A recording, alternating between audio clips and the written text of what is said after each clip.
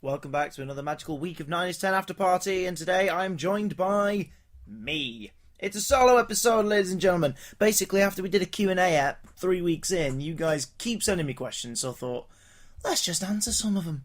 By Jing! Plus, I don't know if you've noticed, there is a bit of a pattern with Afterparty at the minute. A lot of it involves wine, so it's probably best that I steer clear of that for 1 week, and instead drink tea, which I'm drinking right now. It's really hot. That hurt my lip. And as always, ever the professional, I'm also going to eat chocolate while we talk. So there you go. Take that, people who don't like eating. Okay! Cracking right on, by Jove. This was a poor decision. I really shouldn't have started eating. Oh, God. No. Much better. Over in the old Instagrams, first question is from Mega Dragonite. Lovely name. Terrible Pokemon. Lovely name. They ask, what is your favourite Doctor Who gadget and why? I have no bloody clue. Are there many gadgets in Doctor, aside from like incidental story ones? I suppose the answer you want is the sonic screwdriver, isn't it? Well, it's not the answer you're going to get, huh? No. My favourite gadget in Doctor Who isn't a Doctor one, alright? I'm going to throw you a curveball. It's probably the tissue compression eliminator. The Master's thing that shrinks people. Because how sinister is that? The answer is very, very bloody sinister. Turns you into an action man, which is a fate worse than death. Nah, probably not. Chloe Davison. Hello, Chloe Davison. Any relation to, someone called Chloe? Chloe says, what's your favourite thing about Doctor Who? Oh, fantastic. So, like, who's my favourite child? You're hitting me with that. Boring answer, Chloe. Sorry. It's the breadth of storytelling. It's the amount of things you can do, the places you can take the characters that not many other shows can do. Grey's Anatomy aren't going to go teleporting to a different time in history. Now, Breaking Bad's not going to have an episode with Jadoon in it, so you have to rely on Doctor Who for that. It's the scope. I can't call him that anymore. Steve Robson 97. Hello. Who is your favourite Doctor? Have you not figured that one out yet? Really? You've not been listening, mate. It's Chris Eccleston. Although I love them all. Have a soft spot for everybody. Especially Peter Cushing. That's annoyed a few people. Owen Salmons 98. Who is your favourite companion, favourite episode, and favourite villain? Bloody hell. I said ask a question, Owen. Not an essay. Oh, okay. Right. Favourite companion? Oh, God. It's either Romana, Lala Ward Incarnation's my favourite. Mary Tam's great, but I love Lala Ward. Romana's great. Or Donna, I suppose. Because the stories told with Donna are fantastic. Every single one. She's a brilliant character. Changed the dynamic of what began in 2005 and wasn't a love interest and was, just a mate. You're not mating with me, sunshine. Favourite episode? I think I've answered this before. It's, again, hard to pick, but two favourites that I like to watch a lot are Boomtown is one. Tune in next week for that.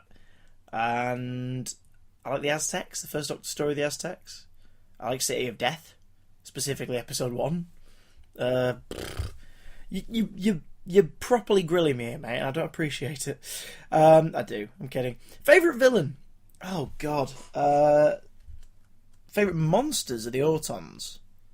Because plastic mannequins coming to life is pretty damn creepy. But favourite villain? Probably myself drinking tea. No, alright. He's maybe not my favourite, but he makes me smile. And a lot of that is down to the Aimless Wandering gang. Eric Klieg from Tomb of the Cybermen.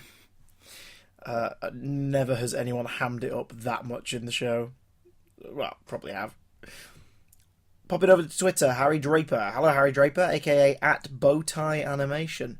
I see what you did there.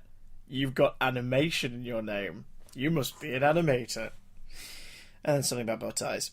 After Weeping Angels and Clockwork Droids returning, do you think gas mask zombies merit a return, i.e. as plague doctors? Okay, pretty cool. Nice work. I don't think you could do anything else with the Chula zombies because they work in that story. We've just come out the back of that now in the commentaries. I think they fit that story and that story alone.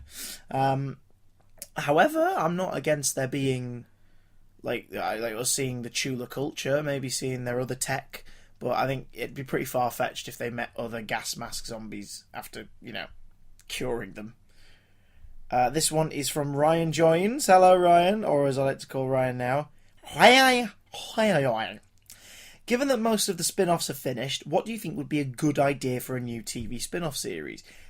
Anything at this point. Anything, because a few years ago we had 2. That was great. Now we've got none.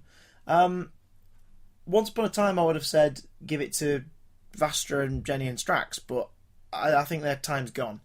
So, Lord knows. I don't know.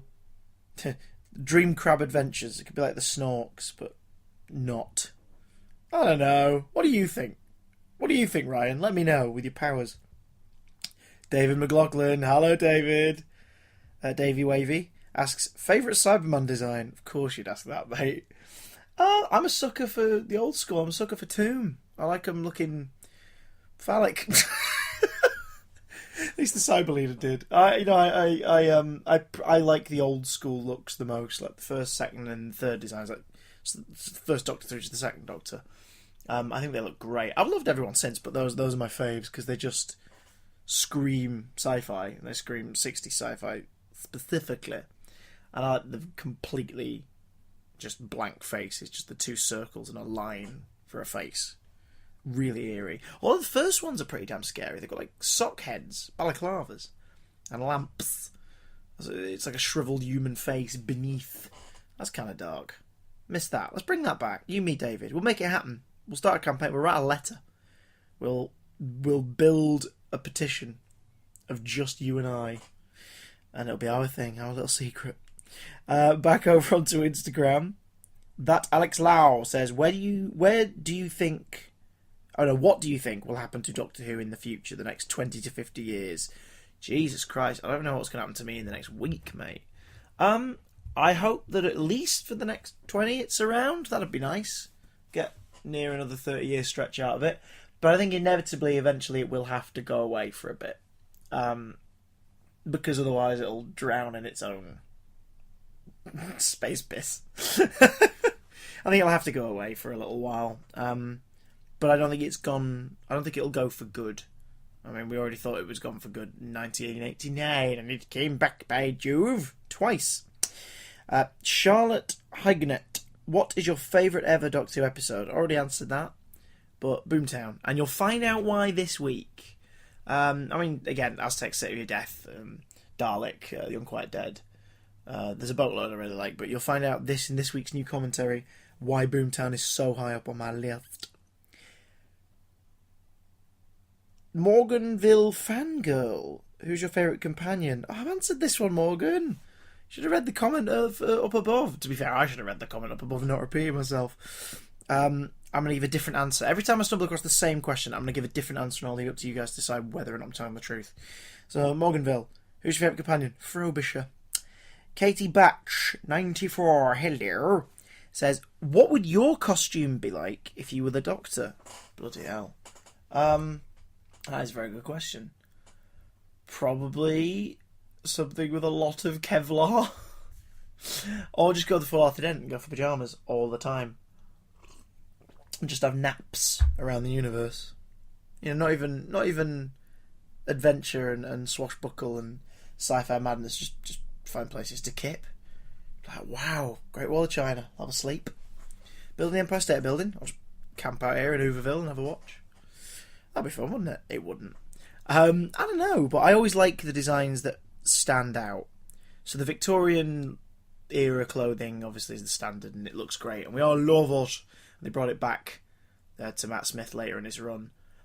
But I like when it goes in a different direction. It's like Tennant's modern version of a smart look, and Colin's garish version of a smart look, and Davison's cricket outfit. I like it when it goes a little bit weird. Mr. Moresky, please tell us why you had to send me a question on Instagram. If you could do a special crossover with Doctor Who, what other series would you choose from TV or film? Probably nothing, because imagine the continuity errors. It would be a nightmare. know. Maybe something really stupid. EastEnders would be a laugh. I'm kidding, of course. Or am I? Because it happened. Next 9/10 after party, a week today, you'll find out exactly what me and Guy Lambert thought of that particular adventure. I don't know, man. It would have been nice, like, if Buffy was still around to do something like that. Find out that the demons are maybe more alien in origin, or vice versa. That would have been cool. Although Doctor Who would have to go 15 certificate for an episode. I don't think it could do that. It'd alienate the kiddies. Elizabeth Gunhild Carter. Elizabeth Gunhild Carter. If you could appear in Doctor who would you portray and why? Blimey, Elizabeth, you're probably going for the words here. I won't lie, it'd be great to pop up in it. That'd be really cool. But nothing major, because I think that'd put me off watching, and that would suck. Maybe, I don't know, one-off villain or bloke shot by Xylorian number 3. Something really lame, but something I can go, I did that, I was in that one, that's nice, isn't it? Show it to my grandkids one day, who will inevitably not give a crap and be playing on retro Minesweeper. Oh god. Retro. What the hell's that game called? Oh god. Honey? What's that game called that everyone loves? Minecraft. Minecraft? Munecraft, apparently. Thank you. That was my source there. The beautiful Lucy. There we are. Yeah, I don't know. Lord knows what it could cross over with. Or what I would appear as if I were to pop up on us. But a bit part would be nice. Or a baddie.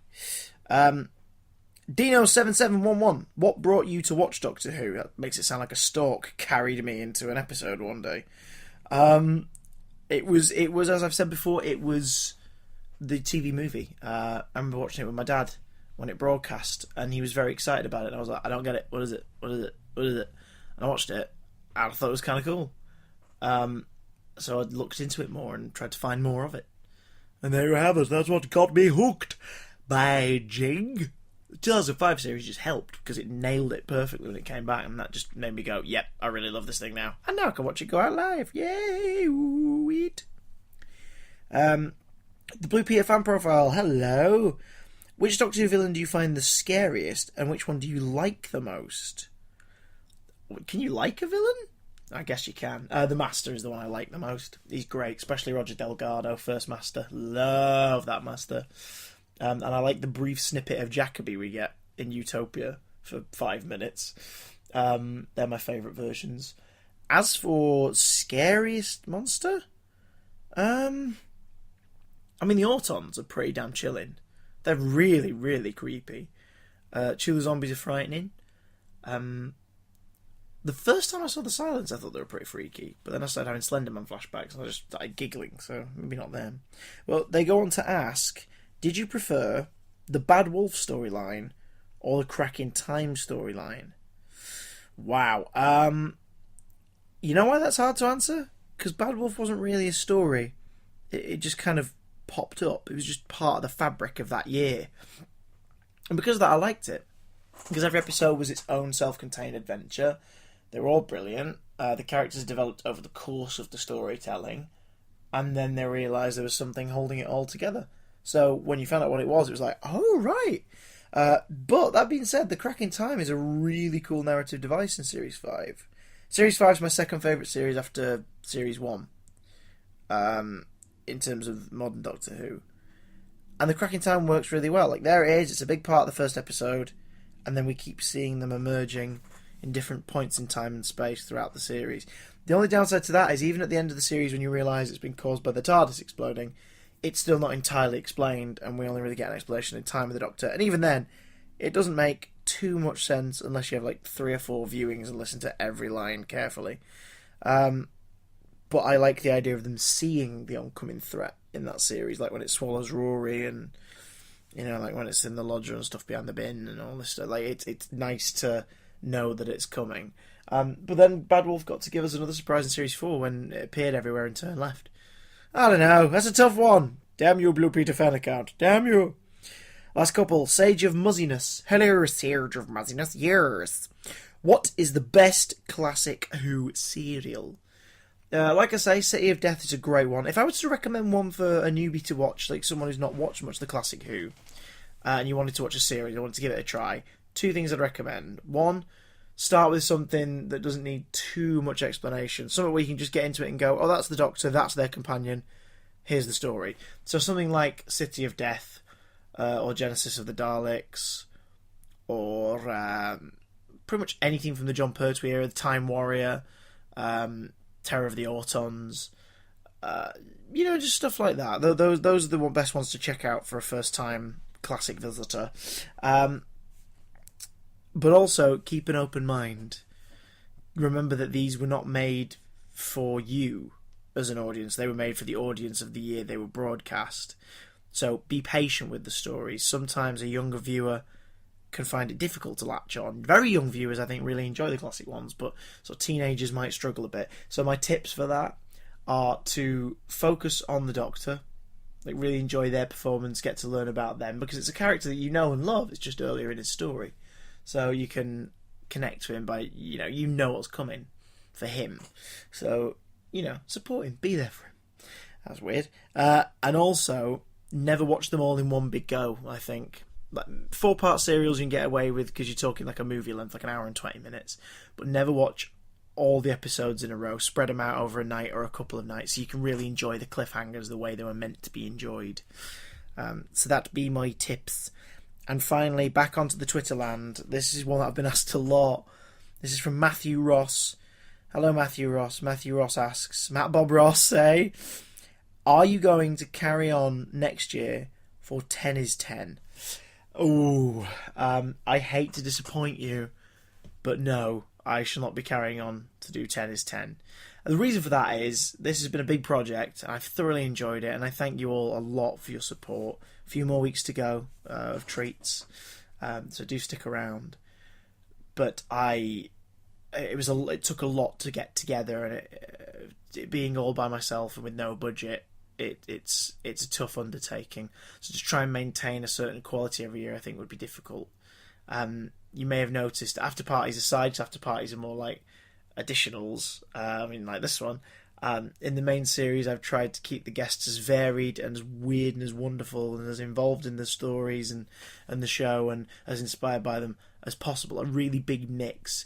YouTube reviewers, fan creators, television workers, people who work on characters in the show, who make the Big Finish stories, who write worldwide best-selling comic books based on the Russell T Davies era of Doctor Who.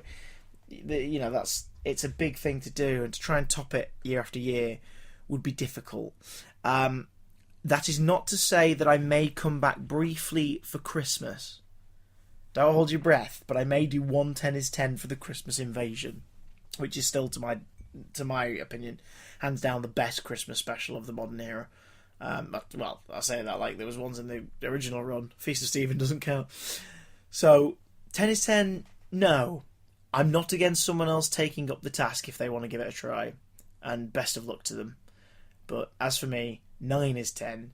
That's me focus, and I'll be back with another brand new episode next Thursday. This time, Boomtown, and you're going to find out why a daft little story about a returning enemy, low budget problems behind the scenes, and dinner in bondage is somehow one of my favourite Doctor Who stories of all time. Until then, I'm going to chew some chocolate obnoxiously for a few seconds.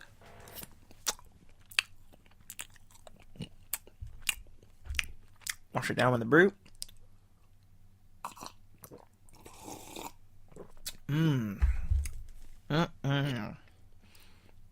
Those of you who haven't skipped track yet, I commend you. I think you're foolish, but I commend you. See you later. Steak and chips. Lovely.